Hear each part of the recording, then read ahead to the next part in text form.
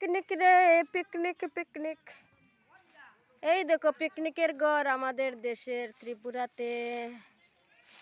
এই হইলো একটা ছোটদের পিকনিকের ঘর। এই পুচকা পুচকি, এই হলো মাঠ, গরু বাচ্চা।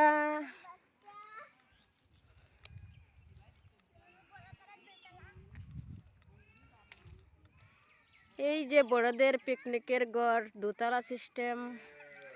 মই বেয়ে বেয়ে উপরে উঠতে হয়। এটা পিকনিকের ঘর, দেখো সবাই।